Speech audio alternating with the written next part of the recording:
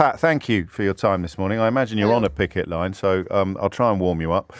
Why do you think he simply won't sit down? He won't open that conversation? I wish I did know the answer to that. And the actual fact is, I don't know the answer. I'm on a picket line in Reading amongst many of our brilliant nurses this morning. And every one of them are the most courageous, determined people that I have the privilege of knowing. And what they're saying to me is asking the same question: Why will no one sit down with you as our leader?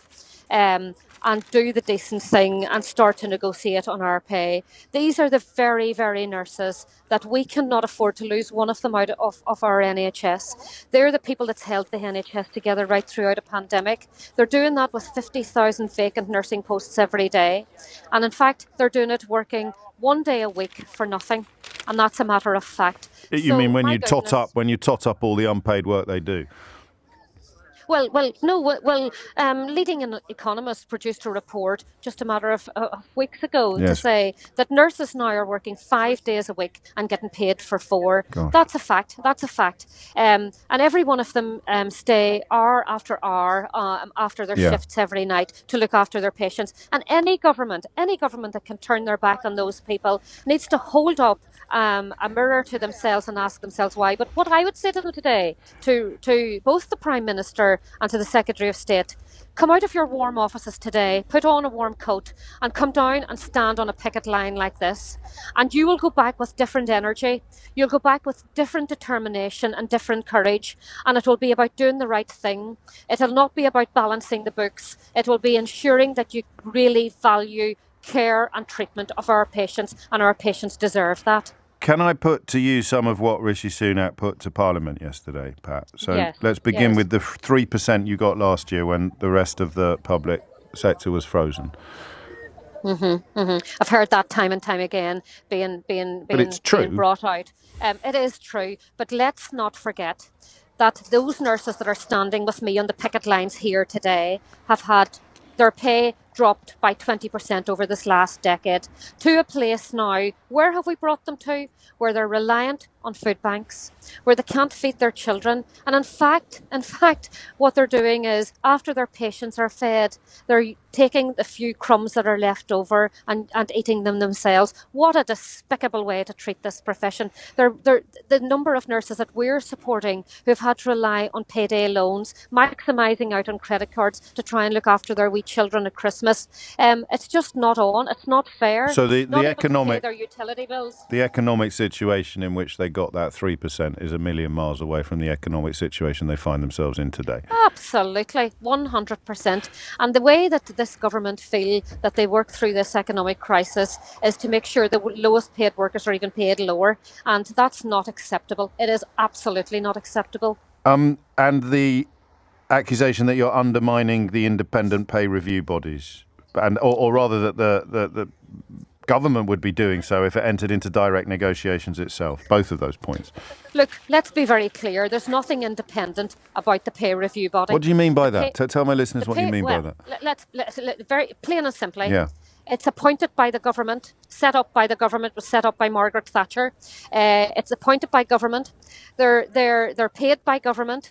Their remits set by government, and the recommendations are taken by government. And at that particular time, if you look at the letters that both this particular Secretary of State and indeed Sajid Javid before him set out to the pay review government, it tells them what's in the budget. It tells them what they've told the organisations what's in the budget, and how do you step outside that. And actual fact, this government can step outside the pay review body recommendations, but they choose not to do this. They choose not to do the decent thing for nursing. And when they turn their back on nursing, they turn their back on patients. How does it end, Pat? Well, if you came down to this picket line today and seen and felt the energy of these brilliant nurses, it will end when they do the right thing for these people. The nurses today are saying, we've got our voice back. We're going to speak up. We're going to keep speaking up. We're not going to turn our backs on our patients, and I'm not going to turn my back on the wonderful profession that I have the privilege of representing. Can I tempt you into the studio at some point to take calls from my listeners? Would you fancy that? Absolutely, no problem. Not at all. Deal directly with the people that are currently supportive. You'll have seen some of the newspaper coverage. Indeed. If we take Mick Lynch as an example, albeit that you're pursuing very different courses for different reasons, that there is some common ground. Do you worry about when the attacks start getting personal? Look, this is not about me. But there are plenty of people on Fleet Street who would quite like it to be. Of course there would, yes. And I think that's where you lose your way with all of this. I'm very clear what this is about. It's about the 320,000 nurses that participated in our ballot, but it's about the 520,000 nurses that I have the privilege every day to get up and represent as a nurse.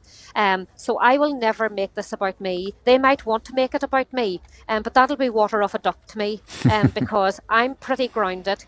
My heart and soul and head is in nursing. I've been a nurse for 42 years, and I will do absolutely everything in my body to make sure that their voice is never brought down to where this government has brought it again.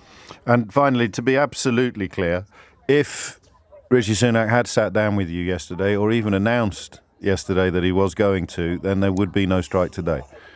He certainly would have had there would have been a different feel today.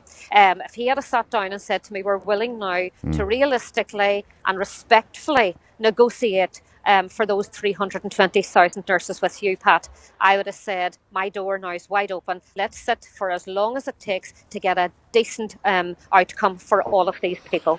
But what has he done? He has chosen to keep them out in the cold today. He has closed his doors. They are sitting in their warm offices.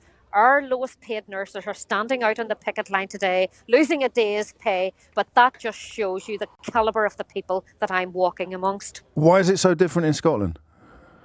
Well, different in Scotland because on a Friday morning, the First Minister contacted me and insisted on me and her getting into a room and having discussions. She put more money on the table. It wasn't enough. It absolutely wasn't enough. But it was enough for me to say, I'll call off the strike now and I'll put this out to our great members and let them decide what the next steps are, and that's where it is. So I think that shows something about the reasonableness of us. It shows that this Royal College is not being reckless, and it isn't being strike hungry as some of this government would like to trot out now and again. We want to do the decent thing for nurses, but we more importantly want to do the decent thing for our patients. Pat Cullen, thank you. General Secretary, Chief Executive of the Royal College of Nursing, and of course